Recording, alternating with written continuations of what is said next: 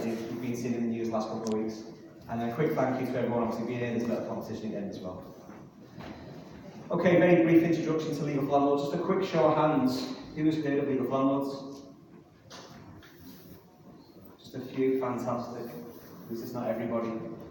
So we support self-managing landlords in the UK and letting agents for 4 key areas. Tenant referencing, making sure you're getting the best tenant and not just accepting anybody you see. Making sure you do all great checks, get the crystal ball out.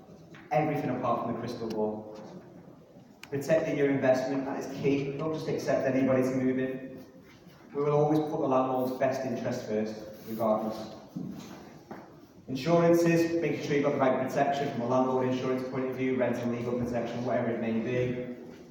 And legal services, if you do get a tenant issue, free advice, fixed fees, let's get it sorted for you as fast as possible, move on. And then the last division, which we launched earlier this year, was rental essentials. Your basics, your EPCs, your gas safety, inventory, check and check outs, all these little bolt-ons that you can throw on. So there's some basic stats. We've been going for almost 10 years. A lot of landlords have asked today. This is the first time I've actually stood on the stand today. It's been a while since I've interacted with landlords at the London exhibition. You know, is there a cost for landlords to be part of us? There is no subscription, there is no membership fee, there is no monthly costs of being part of what we do. All the service, the information, the blogs, the podcasts, the webinars is all free of charge. The more information we can give, the better knowledge that you guys have of being a landlord, no matter what stage of investment or reinvestment or remortgaging, or no matter what stage you are in your experiences. Okay. So let's go through a few key updates. The biggest one at the moment is the Tenants Fee Act. Does everybody know what the Tenants Fee Act is, or the tenant fee ban? Yeah. Any agents in the room? No. So everyone's a landlord. Does everyone know what the impacts of the tenant fee ban have got on there? I've got a handful of unhappy landlords today saying their costs are going to go spiraling through the roof. So tenant fee ban got muted a few years back. It's now in place for every new tenancy from the 1st of June onwards. It basically means that a letting agent or managing agent or a landlord, private landlord yourselves, cannot charge for anything apart from a holding deposit, which is 1 week's max, an actual deposit, which is capped at 5 weeks deposit, and a month's rent. So the only things you can charge for now up front in a tenancy. You can imagine that from an agent's perspective. An agent charges an average of £220 per tenant, per let. They can no longer charge a tenant anything whatsoever. So who is going to pay those costs if an agent can't? Any guesses? Will the rent go up then? Yeah, so if agents aren't going to pay it, who's going to pay that cost? There is a cost to that work, it needs to be paid. There's products and services and time. So landlords are going to pay it. How are the landlords going to pay it? Are your fees going to go from a management perspective, a let-only perspective? Are you going to have to charge for inventory, check and check outs, referencing, all those essentials now, pre-tenancies? You will all be expected to pay for them. What's going to happen to the tenant? How's the landlord going to recoup those costs? Any guesses? Increased rents. There's not a single letting agent in the UK right now that we're speaking with, and we work with just under 3,000 nationwide, that is not speaking to their landlords, or the majority of them, about rent increases. So Tenant Fee Act is huge. An average agent makes between 15 and 20% gross profit from tenant fees. That margin has vanished and disappeared for every new tenancy from the 1st of June. The other admin nightmare we've got as well is a lot of agents, especially in the south, charge at least a 6-week deposit or 8-week deposit. They've now got to refund every single deposit up to that cap of 5 weeks. They can't keep any more. So they've got a lot of work to do. What even retrospective? Retrospectively doesn't apply, it's from the 1st of June to the tenancies. Just yeah, so you're covered with retrospective stuff. So tenant fee ban is huge impact, huge implications. Speak to your letting agents, because some of you might use them on a let-only basis, rent collect or a management fee basis. I guarantee a majority of them that switched on the ball will be looking to increase tenants' rents. At the same time, it'll if we could just cover questions at the end. At the same time, that'll cover off your increases of cost, because what they'll say is we'll increase your management fee by 1%, 2%, but at the same time you've increased your rent by 20, 30, 40 pounds per month. You're no different. You're exactly the same. So what does that choose landlords? What does that make landlords do then? Does that landlord think, right, should I work with an agent anymore? Am I best protected by working with an agent? Should I manage it myself? Do I think I know more? Am I on the ball with this? Am I doing it full time? So lots of questions. Lots of things to consider now. Second one is Section 21 Deregulation Act. It's been an absolute nightmare for our legal division in-house. Has anybody served for Section 21 in the last 6 months? Yeah, and how did you find it? It's become a lot more difficult. It's 10 times harder now to serve a Section 21. And then you still might get judge's discretion at the end of it. EPCs, gas reg, prescribed information, the latest how to rent guide, which is another one just snuck in a couple of weeks ago. If you've not served the correct documents at the right times every year, you can't serve a Section 21 anymore. On every tenancy. Section 21 is an absolute nightmare if you don't know what you're doing. So now we're seeing a smaller swing now, which give it 6 to 12 months, we'll see a bigger swing. People move down to Section 8. There's multiple grounds in a Section 8. Majority of them go for tenant arrears, 8, 10s, 11s. And there's a lot more discretionary grounds getting used on a Section 8 now, because Section 21 is such a nightmare to serve. You have to get it right first time. If there's a county court judge in the UK that takes the precedent law or the past law, for example, gas safety certificate had to be served from every year from 2015. You have to have proof of service, a certificate of service that you've done that every year, 2015, 2016, 2017, 2018, 2019. Then you've got the right to serve a Section 21. If you've not, you can't serve the 21. Same across the whole UK, so you need to get the 21 right. It's very rare that landlords do this themselves to get it right. Deregulation Act is huge. Some agents again know about it, some don't. You need to be really aware of it. Next one that's caught a few people out is the energy efficiency regulations as well. Is everybody aware of that? If so, I won't spend too much time. But a minimum rating of an A, it will be moved up. It's in your best interest to be A, a good landlord, and B, save your tenants some time and money. Make sure you've got an energy efficiency rating of at least a C or D.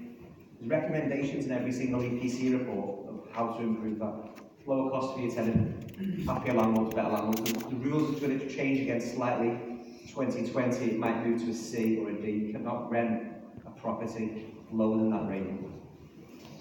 Everybody just seen the EPCs. There's a green initiative move years ago now. They've lasted so many years, but it's in your best interests. And don't get caught out. Can't advertise a property to rent as well that's got lower than a D, or you will get fined.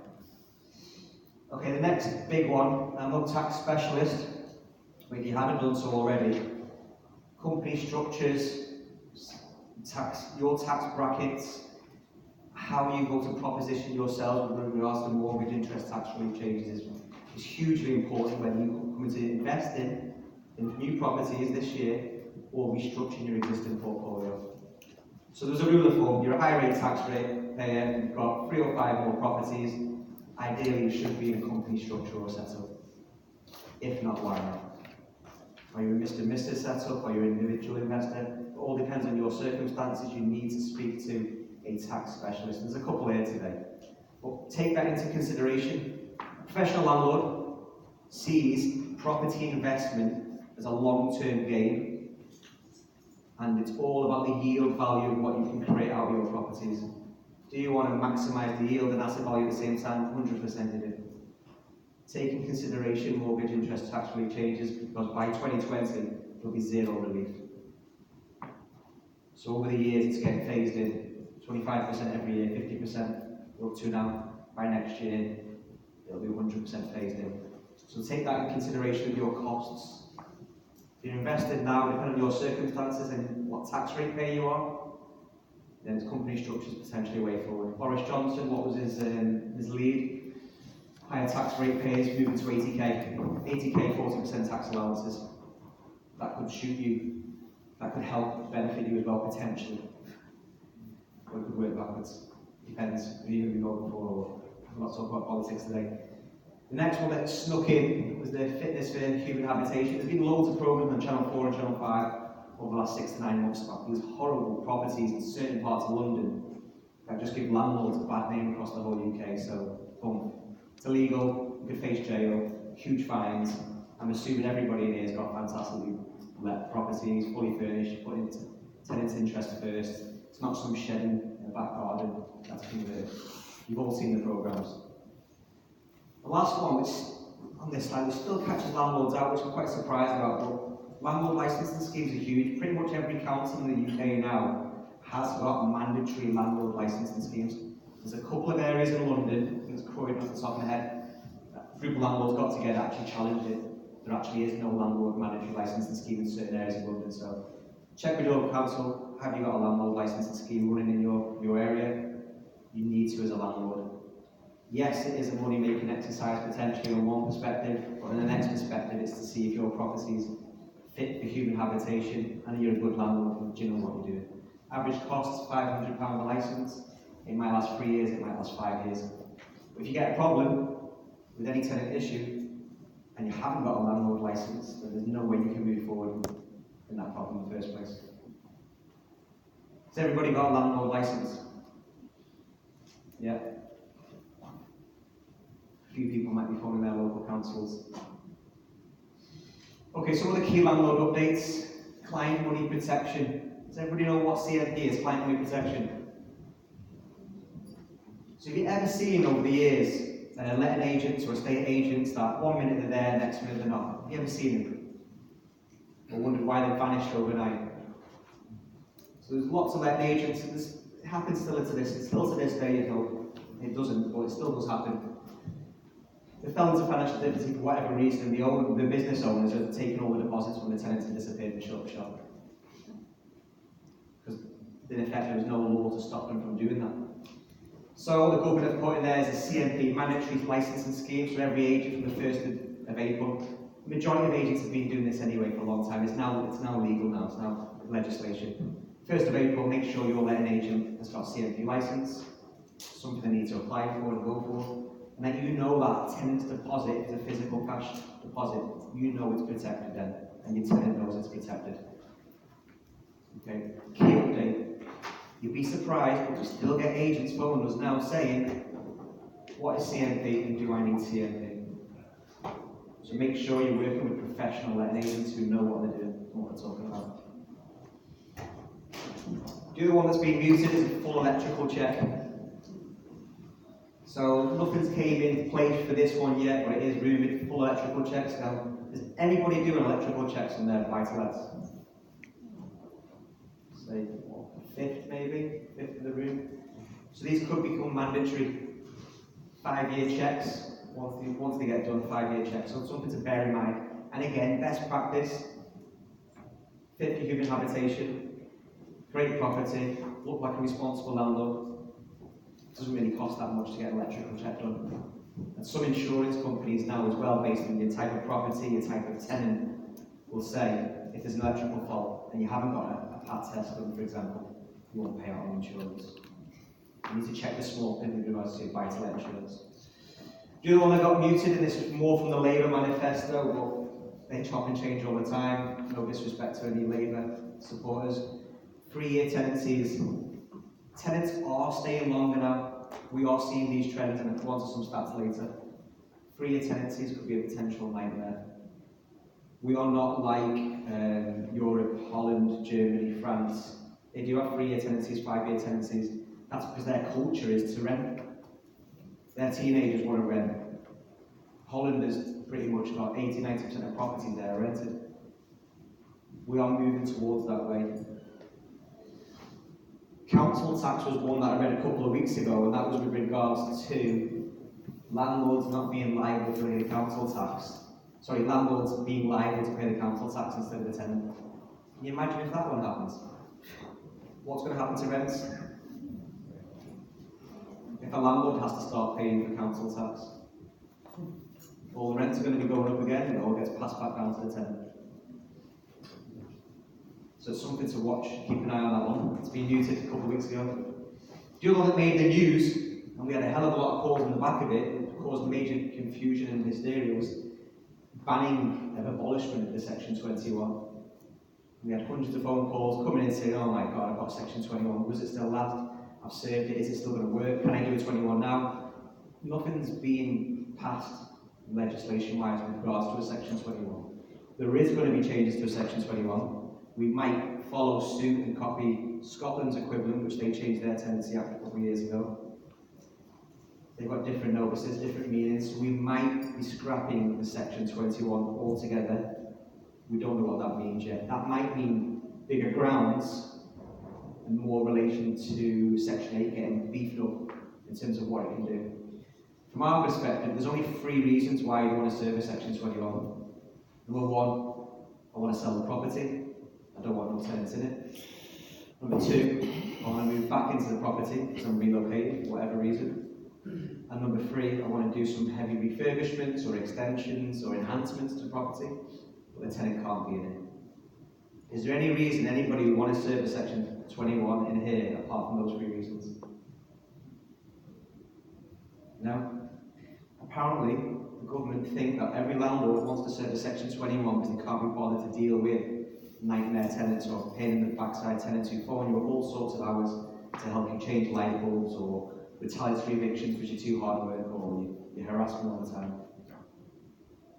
And that's the reason why potentially Section 21 could be getting abolished. Stamp duty changes. Now, obviously, the stamp duty changes that came in a couple of years ago with the additional 3% and buying more than one property. The threshold changes, again, this being muted that it could change as well to go back to incentivise landlords to start buying more. I don't think it's worked very well so far. I think the Exchequer worked it out that they've lost over £500 million in potential revenue. The top end of the market has died in London and dropped massively. All the stats are there for you all to see. There is potential changes on stamp duty. Now, what will probably happen is we'll get a new Tory leader. There could be, obviously, there's Brexit that goes on at the end of the year, whatever that is. And then there could be another vote for an election of a party. Some of them have already mentioned stamp duty within that, so this could be a change as early as potentially this time next year, which could benefit future investment. So if you're looking to invest right now, feels good. You could potentially save some money in the future based on current affairs and what's being said about stamp duty. Or if you're looking to save to invest now in 12, 15 months' time, that'd be better. You could save some money with regards to the future stamp duty changes. So these 3-year tenancies, council tax, full electrical checks, Section 21 stamp duty, they're all things to keep an eye on now and to watch. These are all future things that are being mentioned. All make sense? Right, quick show of hands, just to get a feel of the room. So, does anybody manage between 1 and 5 properties? Yeah, which is the majority. 5, 6 and 20. 21, it's 99. 100 plus. You always get the odd one, but it's normally the agents that put their hands up for that one. So it's another interesting stat there that there's 1.9 million landlords apparently in the UK that pay their taxes, that submit that they're a landlord to HMRC. There's probably double that amount. There's a hell of a lot more rented property now. So if you see a to let board on your street, the chances are that almost over 1 in 5 properties in your street or your residence or your road are rented. Governments say that 93% of landlords own between 1 and 2 properties in the UK. They're either accidental or amateur landlords. It does not supplement their income. It does not fulfill their full-time income. They are the landlords most vulnerable to legislation, compliance, fines, and challenges with investing in growing. Right, next question, which is one that we ask every single landlord we work with, is how many of you use an agent for let-only services? Right, just for the ones that put your hands up. Why do you do that? Because if I'm let to do for tenants who are typically very media savvy, so they've got good local knowledge of things that if you're a slacky and you work in a warehouse, you don't tend to run in walk in the door. It's local experience, time, effort, saves you all that. And there's a value for that. Yeah. Yeah? Anybody else anything different? Depends on the calibre of tenant that you want. If you want something corporate, Colour of a tenant? calibre. Okay. So you'd use a professional letting agent the perception is that you could potentially get a better tenant. Yeah? Anything else? Any other reasons why you use that only? You haven't got the time, you haven't got the effort, you can't be bothered, you want to get that professional safeguarding in place. Anybody? Speed. Speed. Speed's a key. You can do the viewing straight away. They're all right. Anybody use an agent for fully managed? No hassle whatsoever. Agent does everything for you. Fantastic. You don't get any phone calls. And you get a little fee deducted from your monthly rent every month and you're happy. Yeah? You all fall into that category. It's not that simple. Not that happy. Depends who you work with. I'd argue against that one. In an ideal world, working with a professional letting agent, you should never receive a phone call if everything's set up correctly at the beginning. If you do, then you might want to consider the agent that you're working with. Alright, top landlord tips. I can go into that in more detail later if anyone wants to. So these are top landlord tips from what we survey, what we understand, what we see every single day. So, for example, the average landlord in our legal division, our free advice line, contacts us when they're 4 months into arrears. Roughly off the top of my head, 30, 40 calls a day. 4 months into arrears. You let it get that long before they do something about it. Speak to a letting agent. They're knowledgeable, they're compliant, they're up to speed with legislation. And even if it's for fact-finding or information gathering, I'm assuming you all know who the handful of letting agents are, where your property is in your local area. You'll see the boards up everywhere, you might be on their databases. Just have chats to them. Stay up to date with current legislation. There's lots of different information and places that you can go to online. We offer, it's a free blog, podcast. I think it's every other week. We publish new blogs. Read them, stay up to date. Get tax advice if you haven't done so already, no matter what stage of landlord you are or how many properties you've got. But if you're currently thinking of investing, there might be a better way to structure it. Company setup might be better. You've got stamp duty. What's your future plan? What's your 5-year, 10-year, 15-year plan? You're going to pass on to your kids, inheritance tax. You need to consider all these things. And you need to speak to an investment tax specialist. There's lots of different tax advisors for different things. Ensure you've got the most suitable mortgage product. Who here assesses their mortgage product every time it's due for renewal? Yeah? I'd like to think you do. A lot of people just say, yeah, no problem. So keep on a variable. Fix the zone, stay on a variable. Even with the time or effort, we can't be bothered doing it. Ensure you've got the most suitable product. Maximise your investment in yield value. Being a landlord is all about, for me, maximising your investment in yield value. I want to make as much as possible, have the best property in the best state to charge the best rent. And that's going to be worth more to me from a yield perspective and then a future investment perspective. Don't just get any tenant in just to pay your rent because you're panicking that you're going to have rental voids. Make sure you've got the best tenant to pay the right rent, and you've got rent increase clauses standard within every tenancy agreement. Who increases the rent every year? Who's scared to increase the rent every year because the tenant's good and pays all the time? Have the right insurances in place. There's a lot of buildings and contents insurance in place that sound great on the strap lines on the TV, and they got great premiums, but when you look into the details, are they right for your tenants? Your type of property and your type of tenant. You always say the devil's in the detail, especially with landlord insurance. Landlord insurance is mandatory when you get a mortgage product, but for some bizarre reason, it's not mandatory to renew that insurance product after year 1. So you're taking all the risk. And then does that tenant, don't you think that tenant has a right to know that the property is insured or not? So make sure you have the right insurance in place and make sure you renew. Okay, so what are the tips? Again, I've echoed this one. So treat your rental like a business, it's not a charity. And that's referring back to that stat before. The average landlord comes to us in our legal division 4 months into a tenant arrears situation. They've had chats with them, they've spoken to them, they've been ignored by them, they've had false promises, they believe them. You've got 1 to 2 properties, you've got a full-time job, you've got a family, you've got kids, you're busy, you don't need the headache, you don't need the stress. Utilise for a tenant referencing and gut feeling. If you can meet the tenant, great. Doesn't cost much. I think what we say is the average cost of a reference is £35, for example, takes a couple of days to come back to you. Average rent in London, £1,200, average tenancies, 3 years, 36 times the 1,200, let's say it's 50k. For a 50k investment option, for the sake of a small cost of a reference, is it worth not doing it? Plus gut feelings. Be wary of Gumtree, renting on there, high risk. There's a reason why tenants are looking for properties on Gumtree.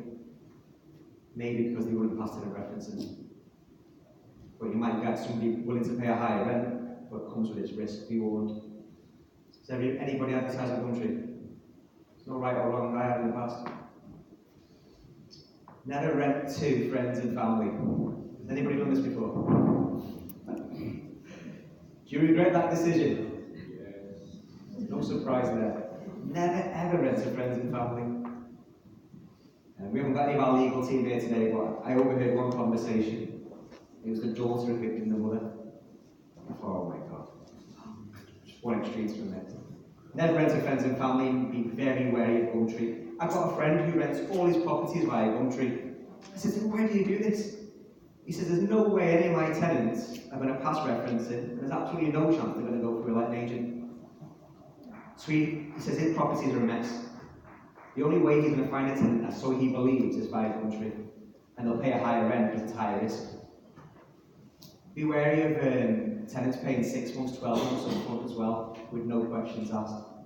You might think as a landlord, fantastic, 12 months up front, no problem. There's no bank details. But there's a reason why they want to pay 12 months up front. They're not a student. No questions asked, 12 months up front, thank you very much, I'll move into the property, you won't hear from me ever again. Subletting, brothels, cannabis farms, they're the reasons why people want to pay up front, in the majority of cases. Be sceptical, don't be too trusting when it comes to that, especially for you guys and a lot of you might self-manage. Keep your tenants happy, communicate with them, text them, drop them a note, email them, thanks for your rent, as always. I'll be popping around in a few months for an inspection. Keep the dialogue open, it's better to have dialogue than no dialogue. Anniversaries, 12 months. If you want to keep them on a periodic, find out something about them. What do they drink, what do they like, drop them a little present, 10, 20, 30 pounds. Goes a long way. And they might recommend you to others now as well. There's a lot of tenants. If you go on Facebook, for example, this is what all the guys in the office tell me, I've got no idea with Facebook. There's huge amounts of Facebook renting groups based on towns and cities, and they all recommend landlords and recommend properties to each other. Great. Document absolutely everything.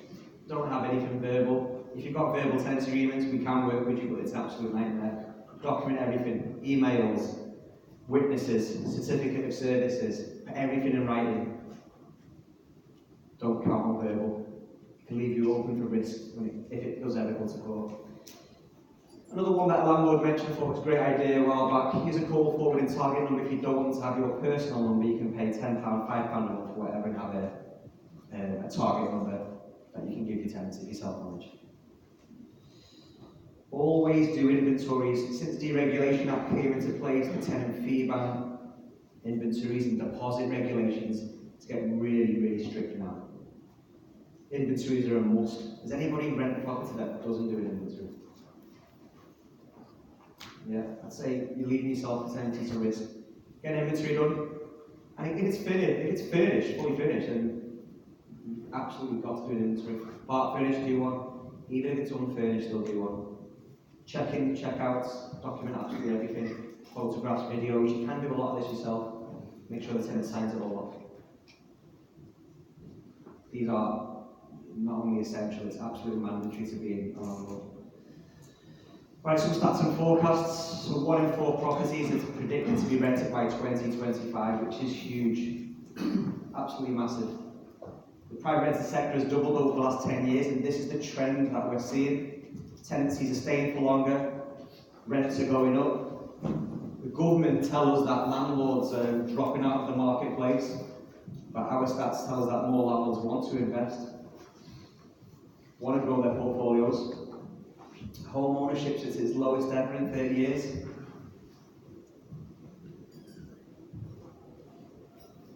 Average age of a renter is 39.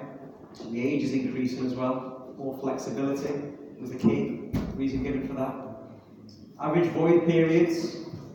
A lot of landlords worry about void periods, but I wouldn't be worried whatsoever. Don't take your first tenant that comes in. There'll be a ream of tenants that want your property, that want to rent.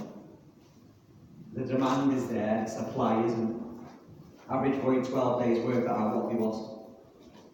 It's better to get the right tenant at the right time, at the right price, for the right length. So don't just rush into that decision. And from the mortgage side of things, from the buy-to-let arena, there's never been as many mortgage products as there is right now compared to pre-recession. And there's some great products. There's a few 85% buy-to-let products came back into the marketplace now, and we haven't seen them for 11 years, so check them out. Okay, a quick thank you. Prize draw. I'll leave this screen on there. Those that want to enter, I've got Fawlty Towers dining experience for 2 in London. Second prize up at the O2 Climb for 2, if that's anybody's fancy. And then just a free giveaway of any buildings insurance quotes.